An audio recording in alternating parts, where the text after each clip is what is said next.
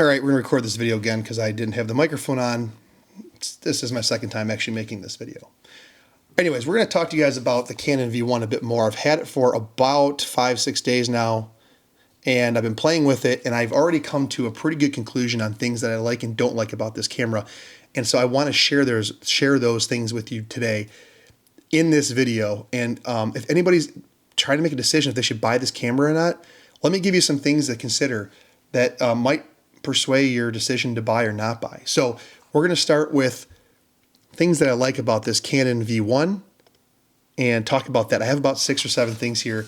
I have some notes in front of me, and we'll talk about what I like and I don't like. All right, let's start with things I like. Number one is the overall grip, or I guess body ergonomics of the camera. This camera has a very, very thick kind of grip and build to it, compared to other point and shoots you might consider. And you're hearing me talk a lot about the RX100 or G7X Mark III quite a bit. This camera has actually really good feel and comfort and hands, as do most Canon cameras, to be honest with you. I think the ergos are always really good. This actually feels a lot more substantial in your hand, has a place for your fingers to rest, and you can hold this thing and it feels like a legit camera in your hands. And so, number one, I like the grip of this camera, and I think it does a really, really good job. The second thing I like about this camera is the lens focal length itself. This is a 16 to 50 equivalent focal length. And the reason why that's important is because other point and shoots typically are 24 to 70 equivalent. This being 16 millimeters is, did I just click the record button? I don't know.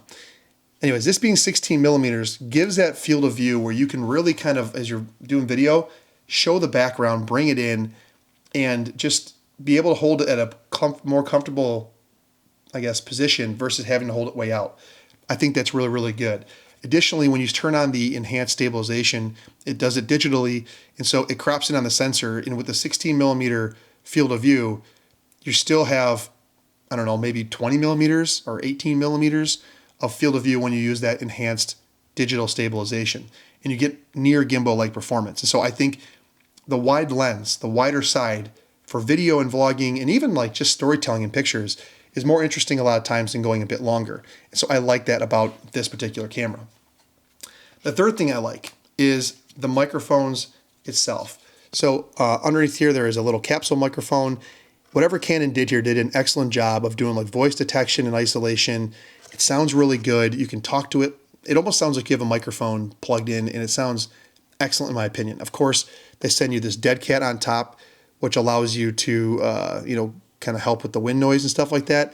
But I found in my initial testing that you can really honestly take this camera as it is without a mic attached and get good audio, especially for like run and gun, just vlogging stuff and storytelling. So I think they did a really good job with the built-in microphones on this camera. The third thing I like is the flip screen. Now, people will loathe these flip to the side type screens sometimes, but if you're going to do vlogging, I think these are really, really good. And they're better than the alternatives. You know, some cameras had flip down screens, but if you're on a tripod, they get blocked. And if some have flip up screens, these dead cats get in the way, or microphones that you plug on top might get in the way. And so I think the flip out to the side is the best kind of approach to this. And that leads me to my next thing that I like about this. It is where the mic and the headphone ports are located relative to the flip screen. A lot of cameras like this XT4 I'm talking to you about right now, when you flip the screen out, the ports are on the same side as the screen. And so you plug stuff in and it blocks part of your screen. And that's a little bit annoying. It's kind of fiddly. It's in your way. This camera took a different approach and put them on this side. Not only that, they put them up high. So if you're the person that likes to hold your camera like this with your thumb, if you have a mic plugged in, as you can see right here, you can still get access to these ports, even with your thumb and your hand on the grip itself. And so I think they did a really, really good job of putting the ports on the correct side of the camera and out of the way of where your thumb and hand might land if you're holding the camera for vlogging. So I really, really like that. The next thing is the autofocus itself. The autofocus is incredible in this camera. It's Sony-esque. It grabs your face immediately. It's super reliable. It's smart. It's quick. It just does an excellent job. It's like having a baby R6 Mark II in your hand, or an R5 Mark II. I haven't used that camera, but I assume the autofocus is just really, really good. And you can rest assured you don't have to even think about it. You just put it up, grabs your eye, you're good to go. Everything looks amazing and it's in focus. And the last thing is, and this is kind of a pro and a con, is its pocketability. This camera does fit in your pocket. So if you close it up, you can put it, I have sweatpants on right now, it fits in that pocket. It is a bit bulky, and it certainly fits into a jacket pocket. If you're gonna bring a camera with you to like a sporting event, like you wanna document, we went to the Red Wings game the other day, or just whatever it is. Like I coach my kids' hockey team, I can put this in my jacket pocket of my hockey coaching jacket, if you will. It can sit in there, and sometimes I'll capture little candid moments of the kids on the bench, and the parents typically love them when you post those on our Team Snap website or whatever. I will do that. I haven't done it with this camera yet, but I've done other cameras of similar size in the past, and just being able to put it in your pocket is important. And so those are the things that I generally like about this camera. You can add in the fact that it has C-Log 3 and more advanced, I guess, like video codecs and stuff like that. But I think that's kind of the list for me of things that I'm enjoying so far. But let's get on to the list of things I don't like, because there are definitely dislikes with this camera. And it starts with the aperture of this lens. If you can see right here, it is a 16-50 equivalent, but it's 2.8 to 4.5. Let me do a little math for you on depth of field equivalency if you're going for a shallow depth of field. If you were to get something in a competing space, like an RX100 Mark V or a G7X Mark III, or whatever it might be, those lenses are typically 24 to 70 type equivalents, or 24 to 100, and they're 1.8 to 2.8. A 1-inch sensor has a 2.7 crop factor in terms of depth of field. And so at the 24 millimeter focal length, you're getting a 4.86 depth of field on that 1-inch sensor. And on the 70 millimeter or 100, whatever it is, 5 millimeter on the Canon, you're getting a 7.56 depth of field. Not bad. On this camera, it's actually less shallow, even though it has a bigger sensor. So this is a micro four thirds kind of, it's not a 4/3 aspect ratio, but it's a 2-time crop sense factor, just like a micro four thirds camera. And so at the 16 millimeter focal length, you have a 5.6 depth of field. Again, compared to the 4.86, it's a little bit less shallow. And then even more, I guess, kind of egregious is you go to 50 millimeters, it's like an f9 depth of field. Again, the 1-inch sensor was either 70 millimeters or 100 millimeters, that was 7.56. So the depth of field really is not good, or better, I should say, relative to its other more pocketable 1-inch sensor counterparts. And so that's kind of been a bit of a disappointment for me. The second disappointment is the size itself. With it being so thick, putting this in, I don't know, sometimes I wear like khakis or I wear like jeans. Truly putting this in your pocket, it's bulky and it doesn't really fit that well. It bulges and it protrudes. It makes your pants kind of like tight and it pulls on your jeans and stuff like that. And so you almost have to carry this camera, if you're not putting it in your jacket pocket, in like a pouch or a holster. And so when you do that, well then the size kind of benefits kind of go away.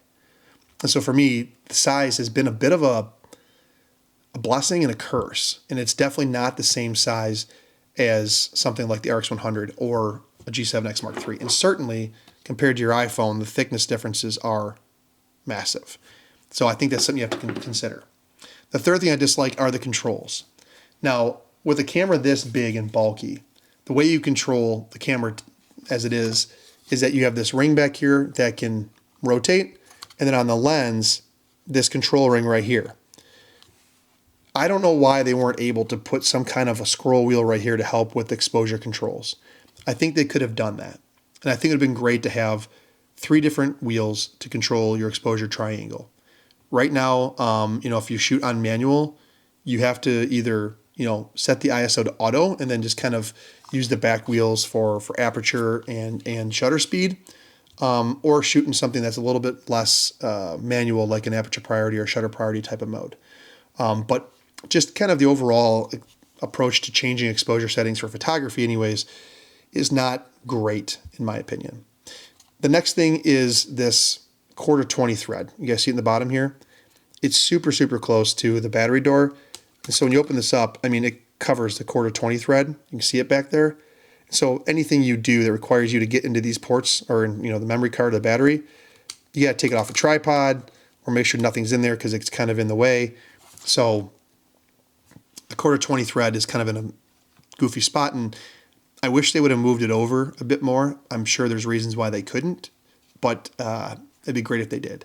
And And the last thing, and this is more photography related, is that, you know, there's no flash and there's no EVF. Now, you know that when you buy it because it's clearly in the specs. But other cameras in this size or smaller size offer those features. Case in point is an RX100. They have a little pop-up EVF. I actually find that kind of interesting. And some of the cameras, I think the G7X, maybe the LX10, don't quote me on that, they had a flash.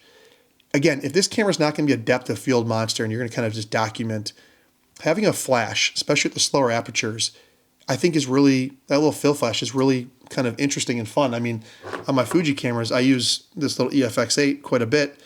And of course, this adds a little bit of bulk, but it'd be nice if they had built in a flash or an EVF. I would prefer a flash, I think, first over an EVF. I don't know why they couldn't have put something small right here in this like dead space that's just sitting here. There's not much going on there. I wish they would have done that. And that kind of sums it up. I mean, there's a lot of things to consider, you know, if you're going to buy this camera. I like it for a lot of reasons, but I dislike it for a lot of reasons. And I compared it to my iPhone, as you guys saw in my video yesterday. In a lot of ways, the iPhone, you know, it's more portable. It's got good video. Photography, it's okay. It's got a flash built in. It can do macro. There's a lot of things there that the iPhone actually might be a little better at. But ergonomics are certainly better. The fact that I can more easily plug in and mount a microphone here, the different video recording codecs, there is a lot to benefit on something like the Canon V1 versus your iPhone. You just got to kind of be aware of what it is and understand what it is. You know, as I'm sitting here, I'm going to bring in one thing that I dislike a little bit more. I'm a sucker for metal bodies. One of my favorite point shoots was the Panasonic LX10 that had an all metal body, you know, a fast Leica lens built into it, 1.4 I think it was on the wide end, and even the RX100 series cameras are metal. And this one feels more kind of like an R8. It's got that plastic to it. Again, doesn't feel cheaply built. It just, I prefer the metal. With that said, though, it's okay, but I would prefer a bit more of metal. That's about it, guys. I wanted to kind of get this in front of you as you make a decision, and I'm curious to hear your thoughts and comments below about this camera. And I also realized that my exposure went out of control as the light got brighter outside. All right, thoughts below. I'll see you in the next one, guys.